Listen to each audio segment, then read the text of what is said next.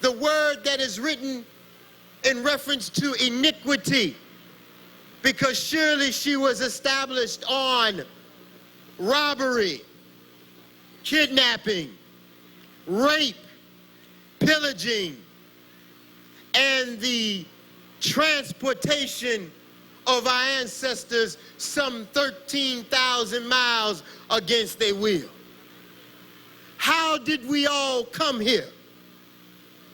Did we come via Pan America, U.S. Air, TWA? We all came in the holds of the ships. We are the living testimony that America does in fact owe us, and we are the living example to her crime. A crime, beloved, has been committed. The Durban 400, members of MBUF, members of NCOBRA, all ascended in Durban, South Africa last year to push the African nations, lobbying them to declare that the transatlantic slave trade and slavery are a crime against humanity. And those nations who snubbed their nose, the United States of America and the members of the European Economic Community, all who elected to run interference, lobbying to take away from this very sacred and precious moment, were the very same individuals who had their hand in the slave trade. Portugal, Spain, Germany, France, the Netherlands, Greece, and the United States all denied us the right to even be respected. And let us not forget Colin Powell. What kind of black man is Colin Powell that he lets somebody else determine for him what is right and what is wrong? Candy damn rice. I know you got an oil tanker named after you, but you said black people don't deserve reparations. Where were you, Candy?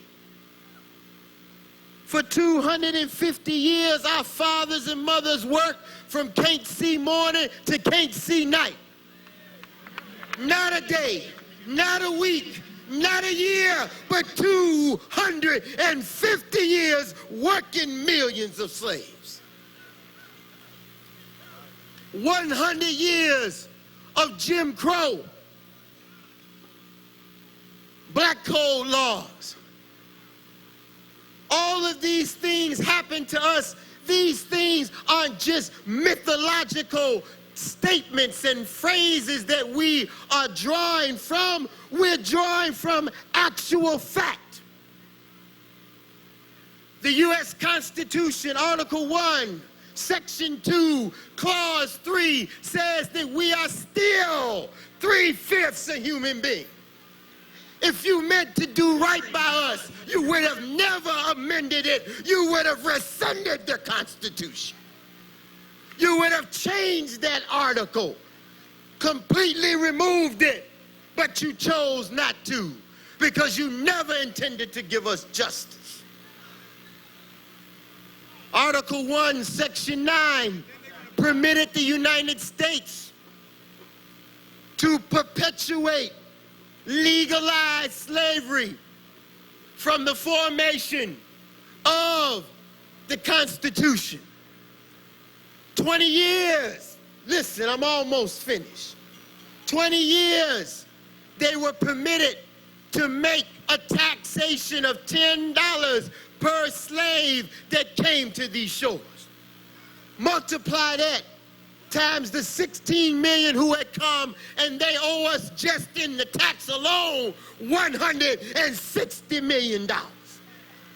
A small figure. A study at Berkeley recently last year said that the lost wages of our people for 40 years was $2.5 trillion. I say add it up. Add it up. $2.5 trillion. Look, we've been here now since 1619. We ain't got a blade of grass or a puff of smoke. 400 years, and the only place that is mentioned in 400 years is the Bible.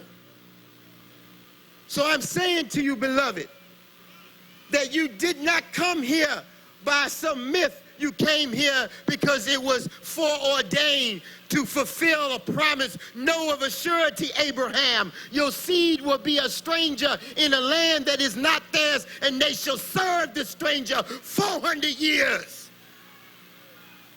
Not Abraham's group, not his cause, but his seed for 400 years.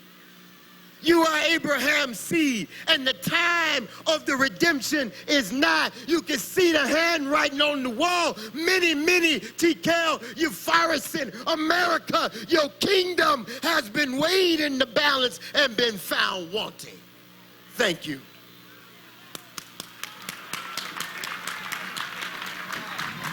Prince Israel of the Nation of Israel. We want to move very, very quickly. In our program, we have a number of very, very important speakers here today that are going to share with us how to move forward. Next, we want to bring, as we all have heard, one of several lawsuits has already been filed. One lawsuit against private corporations. We've seen our sister on the news and on television, seen a great deal of her work. She is the plaintiff in this suit, the lead plaintiff and attorney. Please welcome Sister Deidre Farmer-Pellman. Give her a round of applause.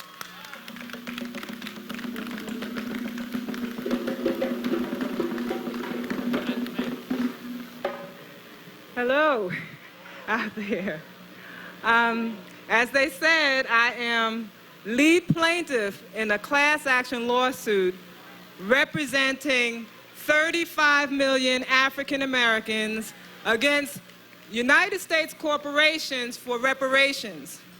And I just wanted to give you an update on what's happening with the lawsuit and help you understand exactly what it means to be lead plaintiff in this lawsuit.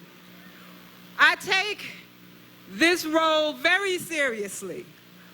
What I mean is that I'm watching everybody involved with this lawsuit and every other lawsuit coming behind it. I'm watching the lawyers to make sure they're taking care of our interests. I'm watching the plaintiffs to make sure they're looking out for our interests as well. And most of all, I'm watching the corporations to make sure they don't try to run off with the truth. Now, I started doing research in law school a few years ago to build a case for reparations. I thought the case would focus exclusively on the government, but while I was there, I realized that there was a group of people, a group of individuals who had been overlooked historically for reparations. That was the corporations. And amazingly, many of them are still around. The first corporation I found was Aetna Incorporated. I found out that they had written life insurance policies on the lives of our ancestors, helping to keep them enslaved. In other words, they financed domestic slavery. But they're not the only corporation that did that. New York Life Insurance Company did it also. And several others. I won't get into all the details, but I do want to point out one corporation included in the lawsuit, still around, that did some things illegally when they did their thing against our ancestors. Fleet Boston Financial Corporation, and please listen, if you have a bank account with Fleet Boston Financial Corporation, listen very closely. Fleet Boston Financial Corporation has a predecessor company called the Providence Bank of Rhode Island. What that bank did was to help financed the international slave trade and enslaved over 41,000 of our ancestors against the United States law and the law of Rhode Island. I think it's very important to take note of that fact, because very often you'll read in the newspaper that corporations claim to have been acting legally according to the U.S. Constitution. And that might be true, but we know they were acting illegally according to international law. But Fleet Boston Financial Corporation acted illegally according to United States law and the law of Rhode Island. So I want you to understand how different they are from other plaintiffs. One other thing I want you to know is that as a result of their illegal activity, they should have been fined what today is worth $350 billion, okay? Our lawsuit is geared to collect the debt from Fleet, from Aetna, from CSX Railways that has rail lines that Amtrak runs on, Norfolk Southern Railway. These railway companies used our ancestors to lay the lines. And there's several other companies coming forward behind them in future actions. I want you to know that doing this research independently requires a great deal of support. And I wanted to acknowledge one person in particular here in the audience who has provided with me with tremendous encouragement and support and focus toward this research. My mother, Wilhelmina Farmer. Please stand up, Mommy. She's right up here in the front. Thank you, Mommy. Our ancestors appreciate everything you're doing. Thank you very much. There are also a few other folks that I want to acknowledge for all of their contributing toward these cases. There's a woman in the audience, I don't know where she is, but her name is Ina McGee Hurdle. She is the descendant of someone who was enslaved here in the United States. She has an aunt and two uncles about to file actions. They are the children of people who were enslaved here. A lot of people think that there are no children of slaves still around. Well, there are quite a number, and you're going to hear about them within the coming weeks. Ina McGee Hurdle is one of those young people, one of those children, excuse me. She's an elder now, but she's one of those people. I want to acknowledge someone who is out in California doing a tremendous amount of work toward this effort, the lawsuits. His name is Morris Big Money Griffin. A lot of you know Morris. He was very active around the O.J. Simpson case, and he is out there organizing people to file lawsuits, which I believe will very quickly bring some of these lawsuits to an end. Okay, that's Morris Griffin. Also, I wanted to acknowledge some of the plaintiffs who are brave enough to step forward and make these demands against corporations. Mary Lacey Madison is a 91-year-old elder from Harlem, New York. She is one of the plaintiffs in the action. She's been in the struggle for our people's liberation for most of her life. She was part of the UNIA when Marcus Garvey was working with us. Another plaintiff is Andre Carrington. I don't believe he's here today, but Andre Carrington has been involved in doing a tremendous amount of genealogy research toward winning these cases. Another person who is here today, and I'm going to call him up, is Richard Barber. He's going to share a few words with you, but before I leave, I want to emphasize one thing to the corporations. You have run and you have hidden the information for a long time now, and we do not intend to let you keep our inheritance. It's our money, and we will not cease these lawsuits until you pay the debt. Reparations now. Richard Barber is coming to the stage.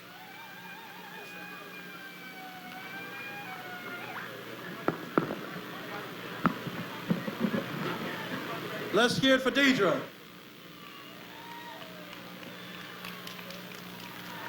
I am a plaintiff from the state of New Jersey.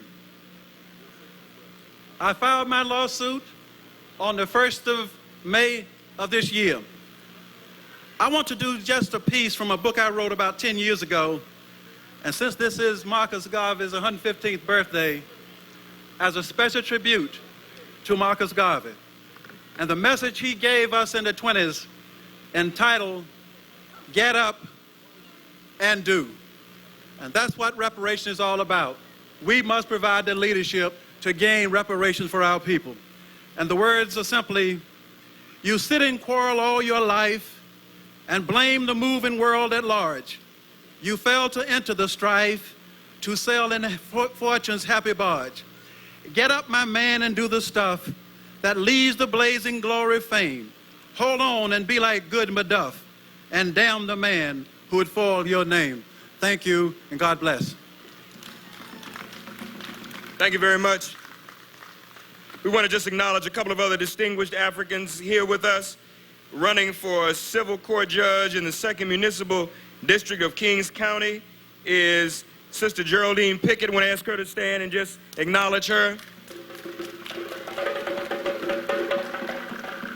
And also another one of the giants in our creative movement, in our poetry movement, in our black literature movement, and in our struggle for power movement, Amiri Baraka is here. Give him a round of applause. Please acknowledge him if he stands. One thing I failed to mention earlier when I came on, I'm a member of the NCOBRA litigation team. And part of our argument is that the vestiges of slavery still exist.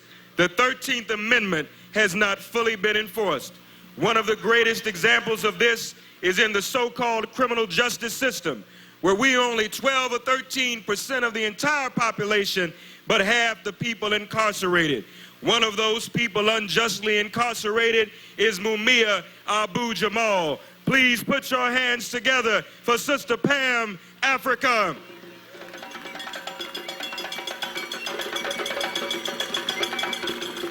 Free Mumia Abu-Jamal.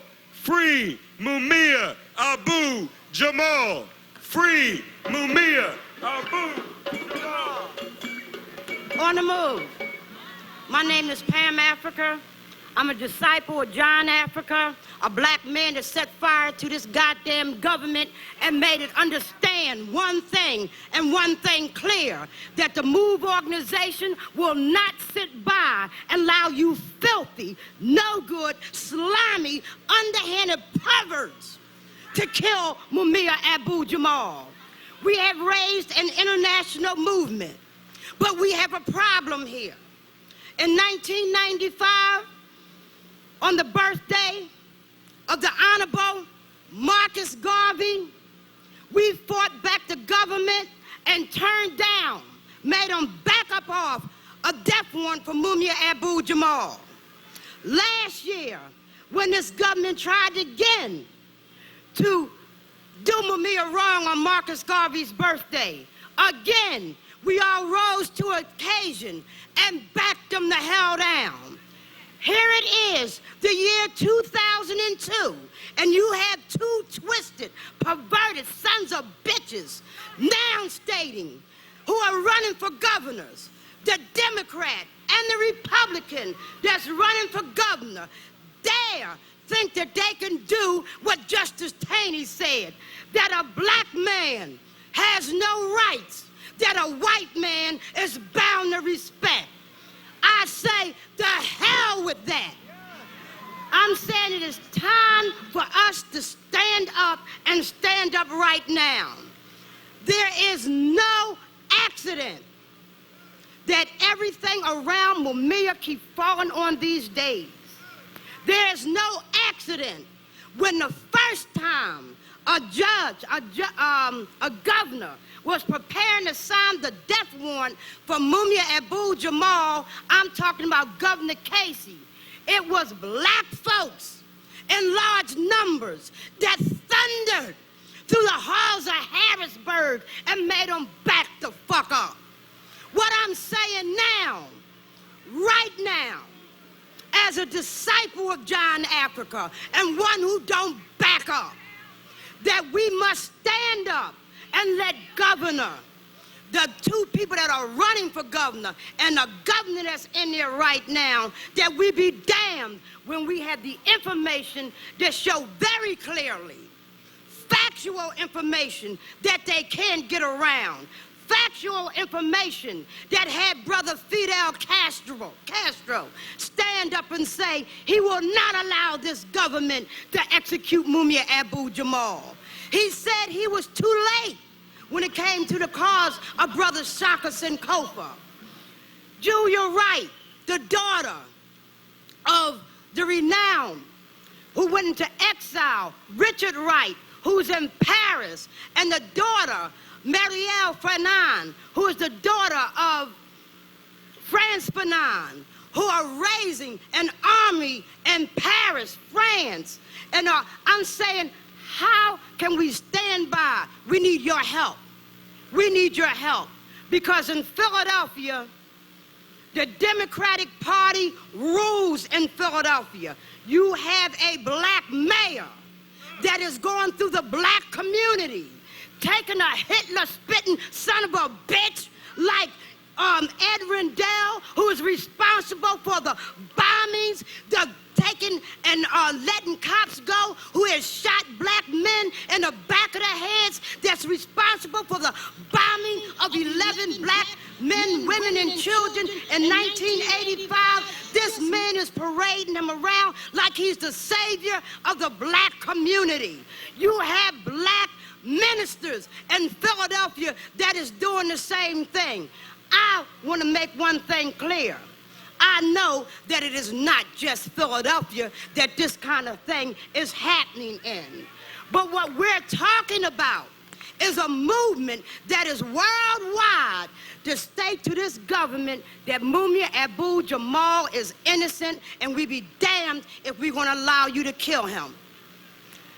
At the table of the Million Women March, Sister Filet, and who brought 2.5 million women together in the city of Philadelphia, where Congressman John Conyers stated very clearly, you will not kill Mumia.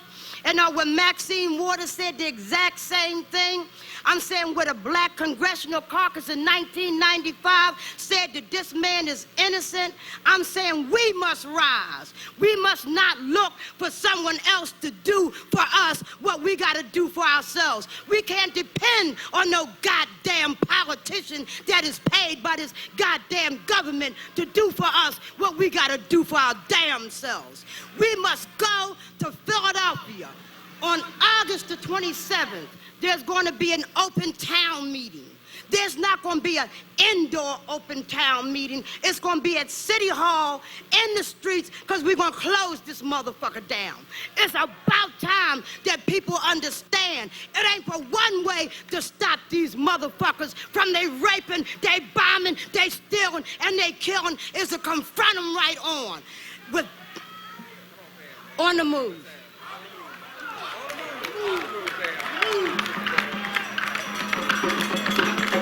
Nobody can bring it like Pam Africa can. All right. Let the church say amen. We want to acknowledge that we failed to mention, when we talked about all the people who came here and we called the roll of the different cities, we had a Black Youth United delegation that took a bus all the way from Toronto, Canada. Give them a round of applause. Africans in Toronto need reparations too. Leonard Jenkins, meet your daughter Iris at the Red Cross tent, if you will.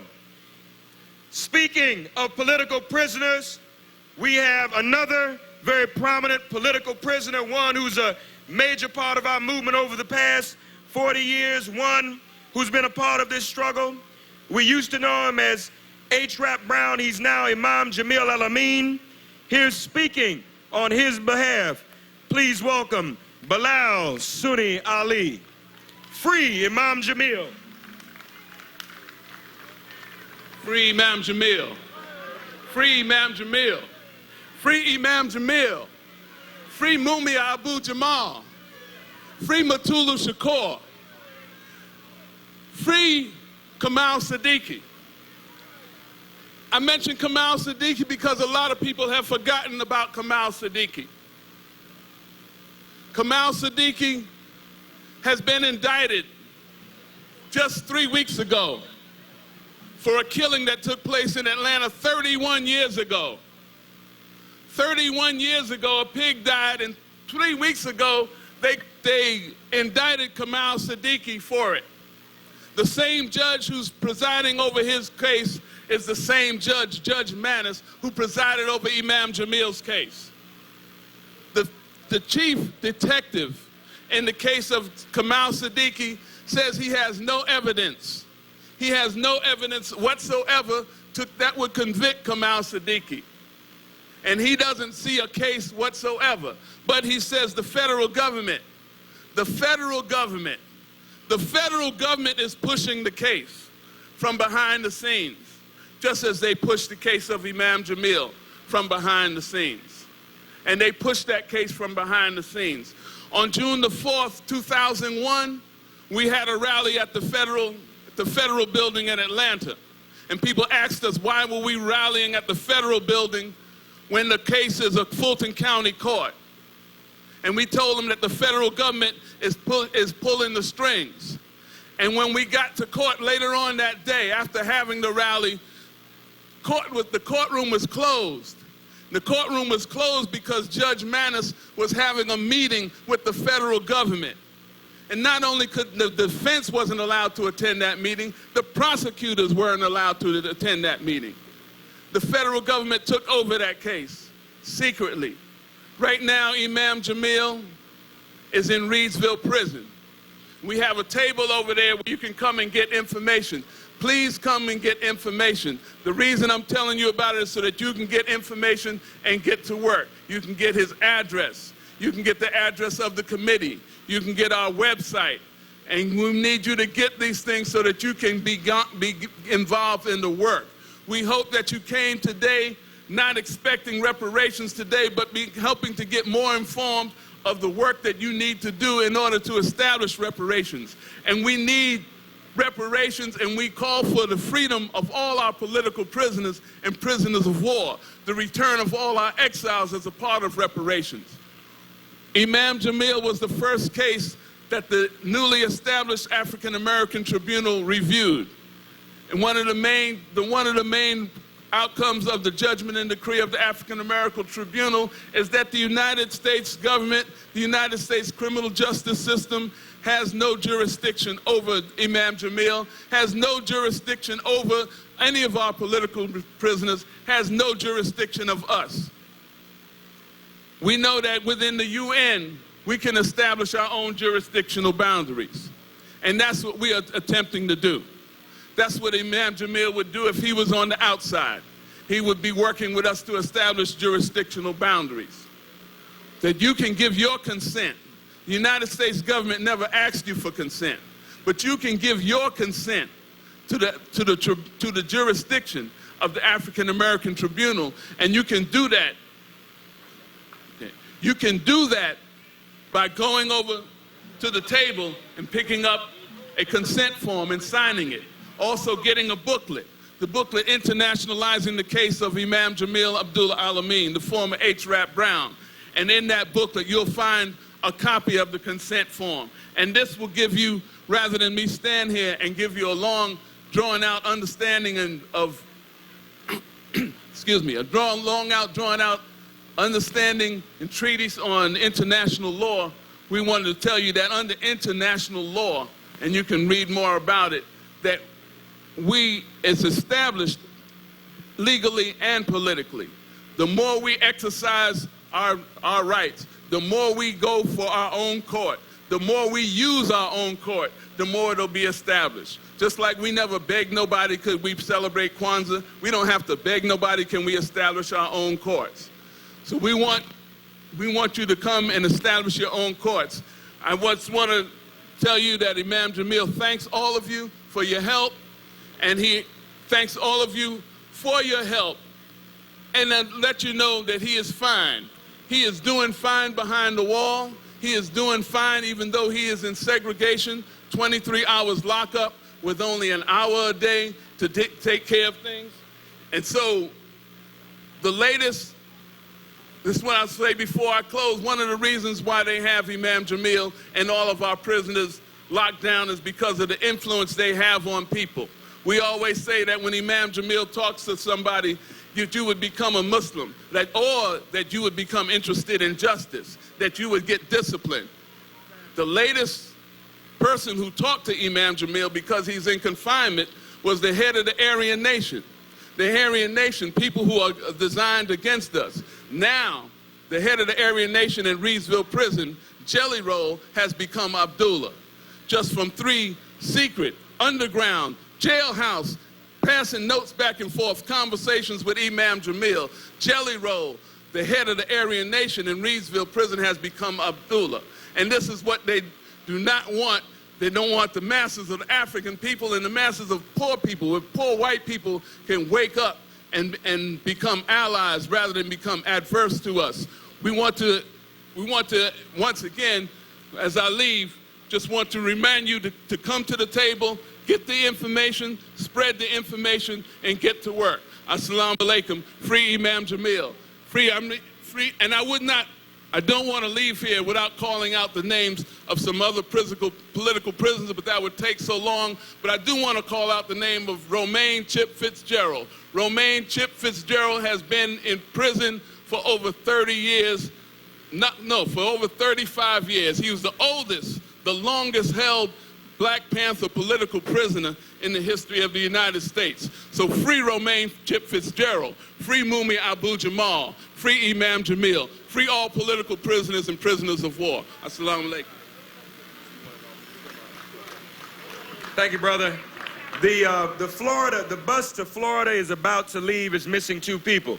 So if you're still here enjoying yourself and you're from Florida and you're 2 of those 2 people, you want to make it to your bus, okay?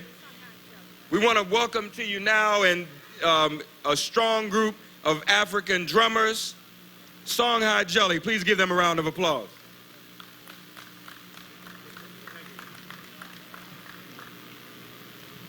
We want to acknowledge all of those musicians who were kidnapped, as well as everybody else. You know, it was farmers, fishermen, Africans just waiting on the edge of on the continent, waiting to be snatched to a better place.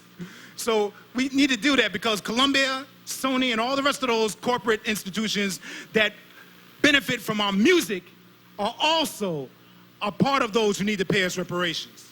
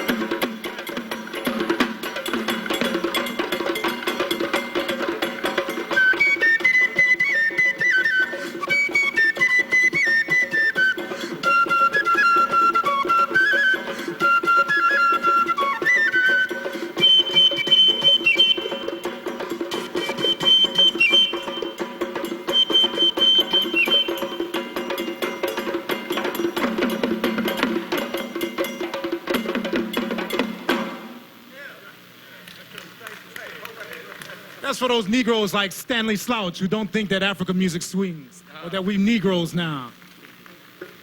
Song-Eyed Jelly, good and strong. We doing all right? We got a little more business to take care of. We'll be all right, okay? Hold on just a few more moments. Another one of the unsung heroes of this mobilization today is hailing also from New York, the chief cook and bottle washer of NBUF, the National Black United Front in New York, Sister Maxine Flowers. Please welcome her forward.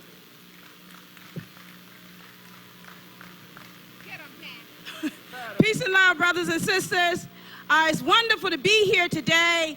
I don't know why they called me to speak. I'm just a little small person who is a member of the National Black United Front who rallied to the call of Comrade Worrell to go out and work with the December 12th movement and tell our people to understand what reparation means to us. So that's what I did. I do my work. I do the best that I possibly can to spread the word about what we are entitled to as African people in this country who has endured the transatlantic slave trade. I didn't go to Durban, but I'm a part of the grassroots movement right there in Brooklyn who suffers with I suffer with my brothers and sisters the daily atrocities of oppression. So when the call came to me to go out and do your best to organize Brownsville, work with Ronald Ward, tell the people in the projects, in Howard houses, in Langston Hughes, those who are suffering, tell the parents who have children who are locked up in jails, communities where they build jails for 7-year-old children and babies. Tell those parents that those jails should not be there and their children should be educated with reparation money. So that's what I did. I went out and I organized to the best of my ability and knowledge. And I did that because I feel that I'm entitled to reparation because I came from a long line of sharecroppers. And I'm not ashamed of that. I came from sharecroppers in Georgia. I picked cotton in this country. My family contribute their blood, sweat, and tears picking that cotton and chopping cotton and stacking peanuts and whatever had to be done on the farms, we did it. And we never got paid. We never got paid. They said that my stepfather used to go at the end of the year to collect, and the sharecropper would tell him, you have no money. You have used it all up in renting a shack that we lived in. We couldn't go to school. We could not go to school in the early years, and I'm not talking about a long time ago. I'm talking about barely 25, 30 years ago.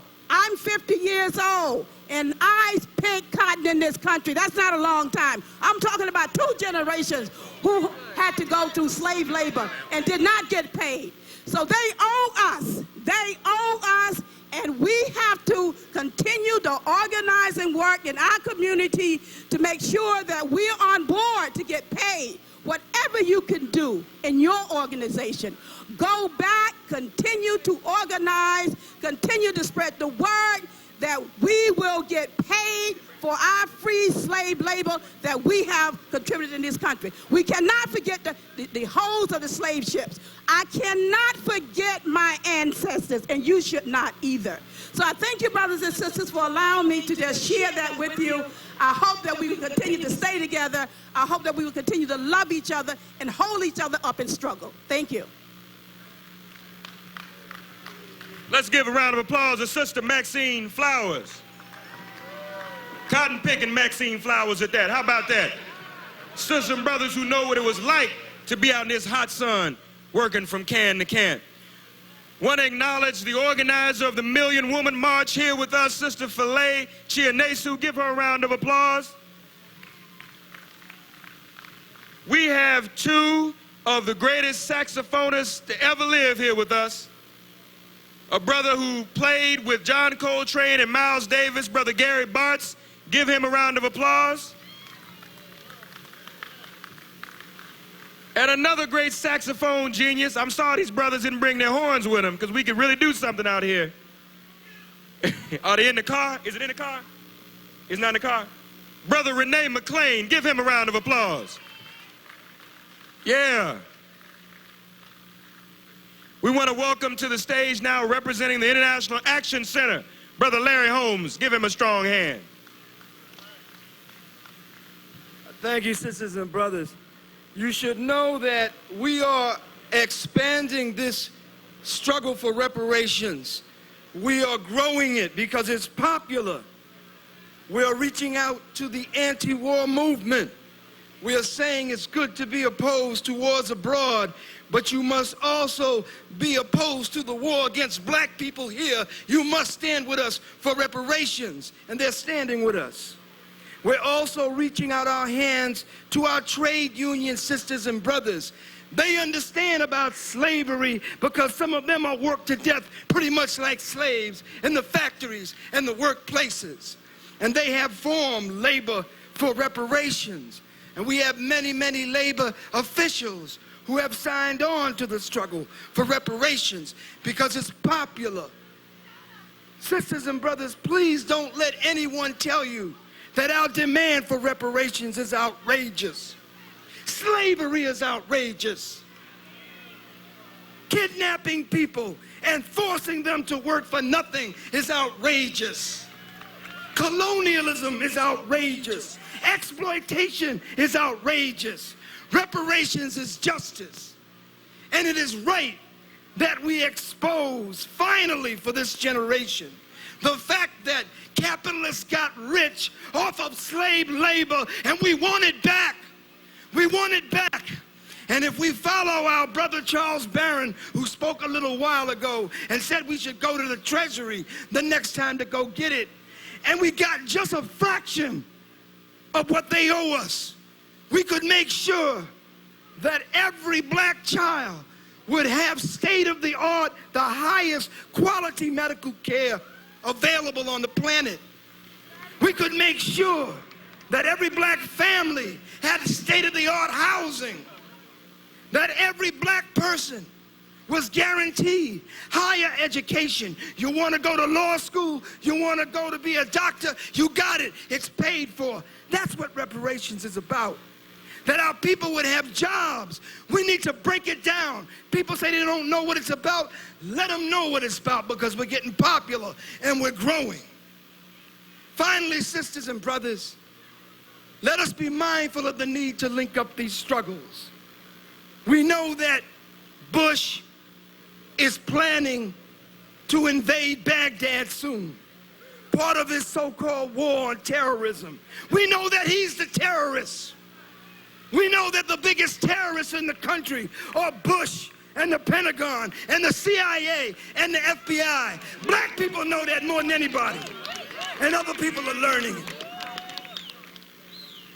And we should tell Bush when he wants to go to war against Iraq or anyone else, you have no right to go to war. And you take that money, those billions of dollars that you want to perpetrate genocide on our Arab sisters and brothers, or Palestinians, or Asians, or Afghanistanis, or whatever, and you give that money for reparations. So when we call those demonstrations and those marches against this war, you hear what I'm saying? You got to mark that date down. You got to be there.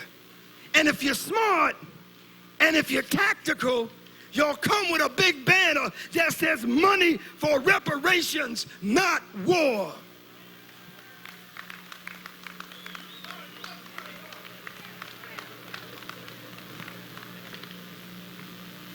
Let's hear it again for Brother Larry Holmes. Folks, we're almost at the conclusion of our march, but this is by no means the conclusion of our struggle. Here to help us define how we will go forward from here, how we will take this very energy that is on this mall, this same energy that was here 39 years ago at the other end of the mall, when Dr. King said, America has written us a bad check and it's come back marked insufficient funds. We still are owed the money from that check. That is our reparations.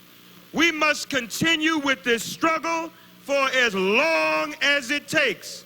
here to sum it all up for us and to tell us how we're going to go forward is the president of the Institute of the Black World, Dr. Ron Daniels. Put your hands together for Ron Daniels.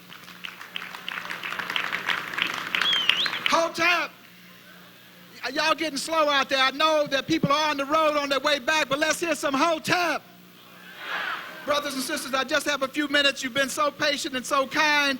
First and foremost, let the word go out that on the 150th birthday of one of the biggest, baddest organizers of history in the African world, the Honorable Marcus Mosiah Garvey, that we organized the largest mass demonstration in history around reparations. Wave your flag and say, peace, struggle for reparations.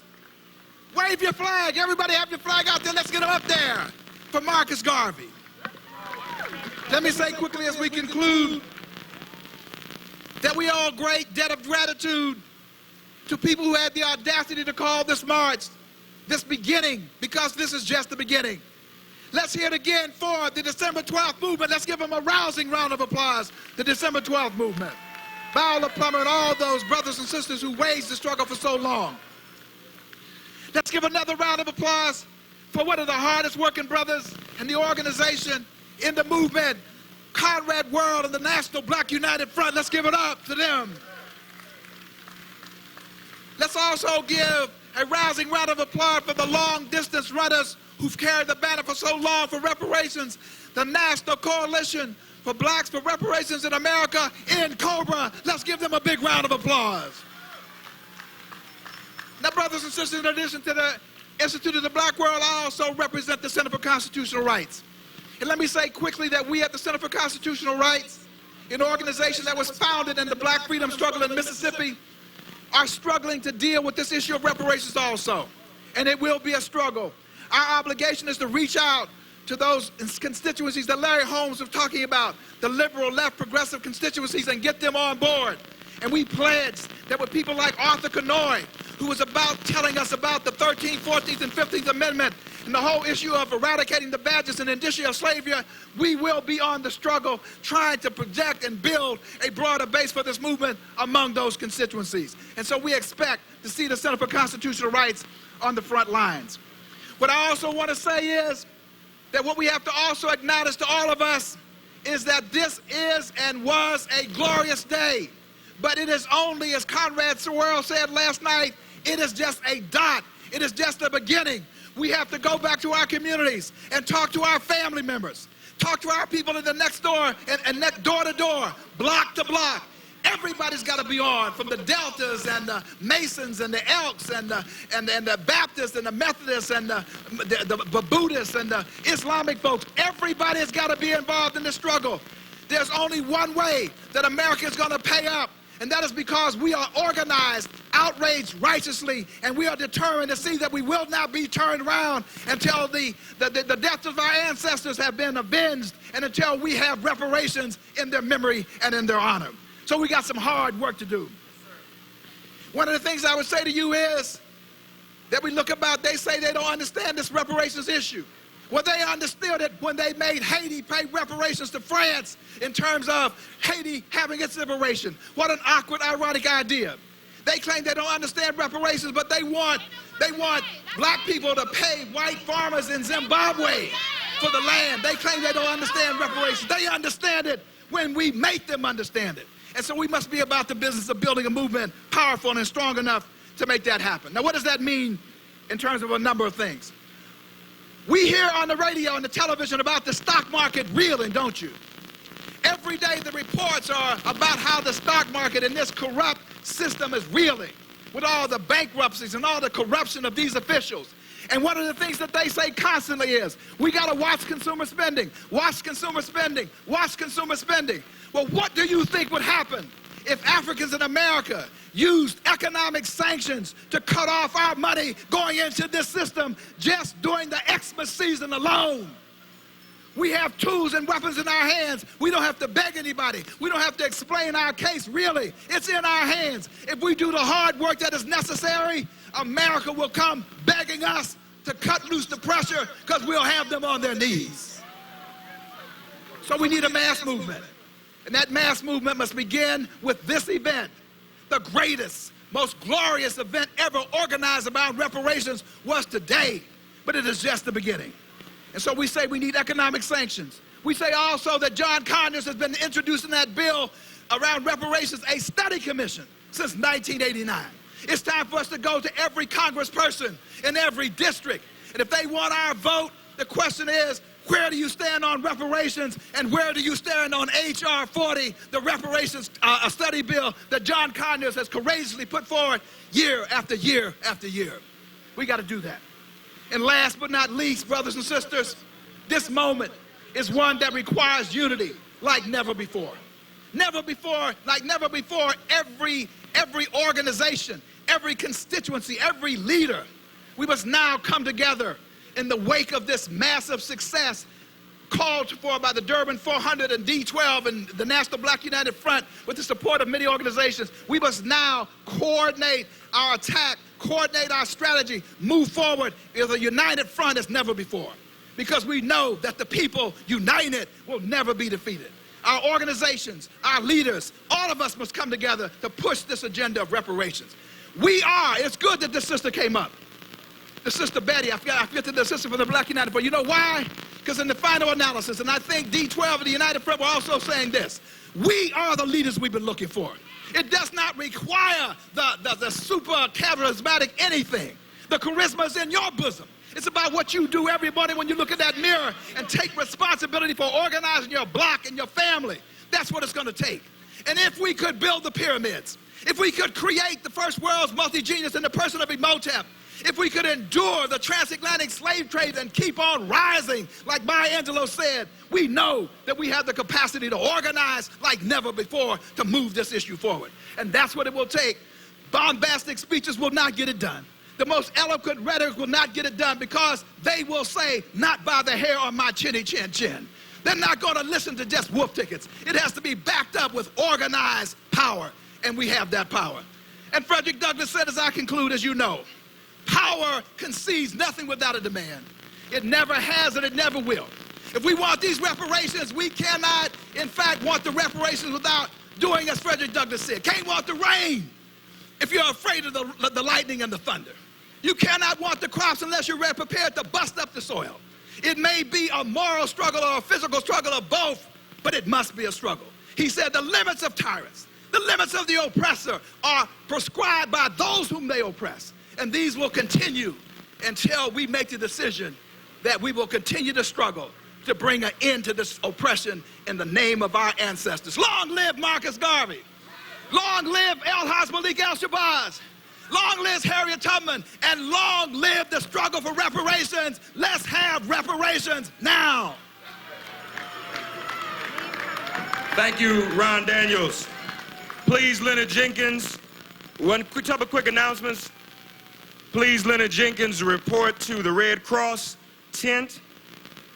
And if LaToya Graham could report to the Albany, New York bus. We want to have all of the cultural presenters now join us on stage, Baba Doc and others. We're going to do. And here, first of all, hailing from Detroit with a special presentation for us to close us out, and then to bring on our great organizers, Dr. Conrad Worrell and Sister Viola Plummer. We want to welcome from Detroit, Motown, Brother Adeola and Brother Jimmy Rutherford. Please give them a warm hand.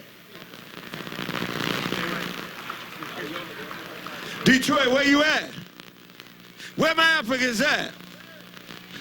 Yes, it's about reparations. Let's roll. In Buff, in Cobra, in the city sub-center. Turn up the track. Reparation, I ain't no fool, huh? Said I'm a 48, said I'm a mule. Reparation, I ain't no fool. Said I'm a 48, said I'm a mule. Want the king in Africa, Now look, I got shackles on my feet. Once a king in Africa. Now look, I got shackles on my feet.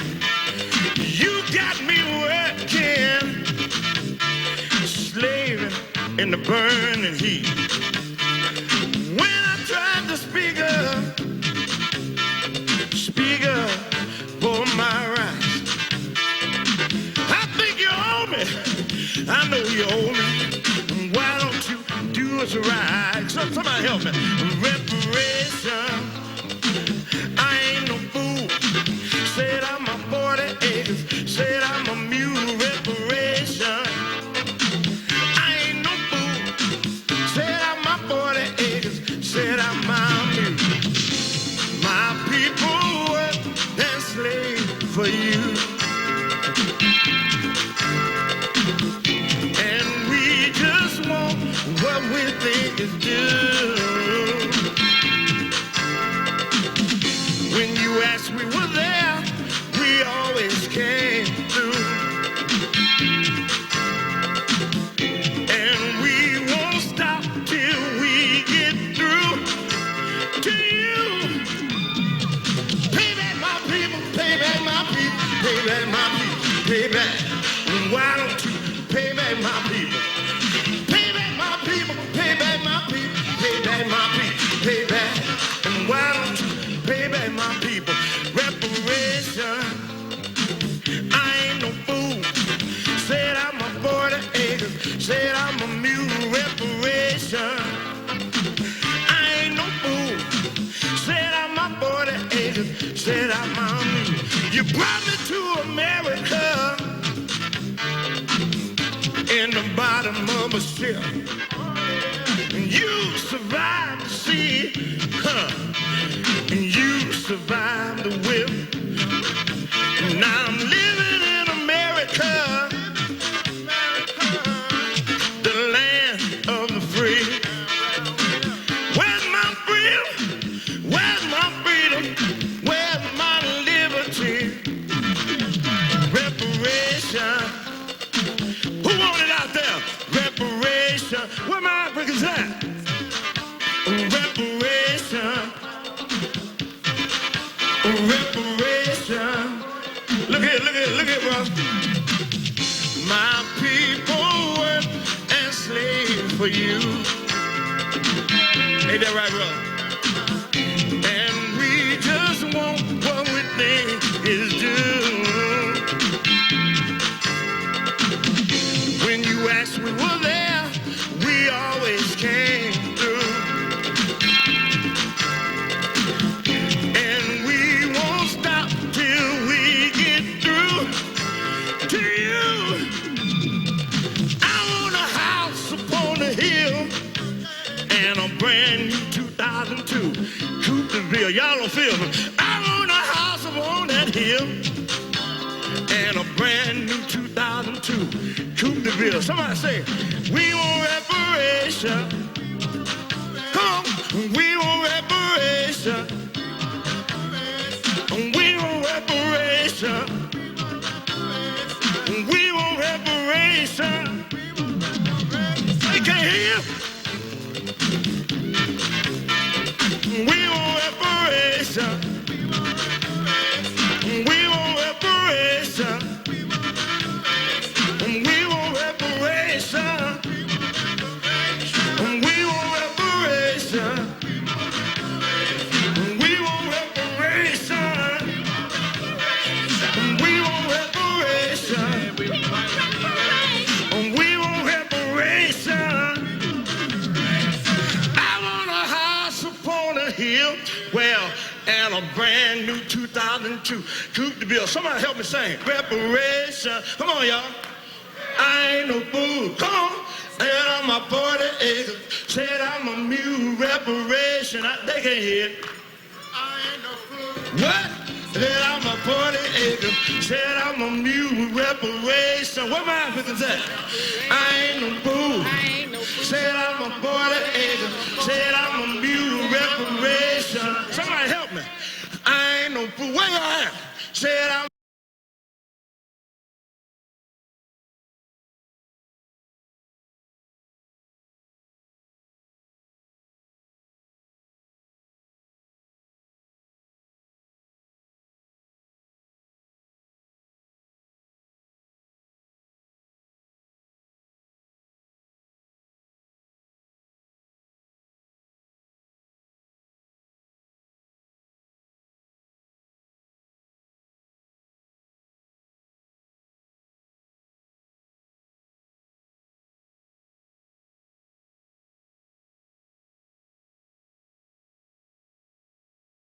Reparation.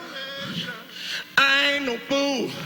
Set out my 40 acre, set out my mule.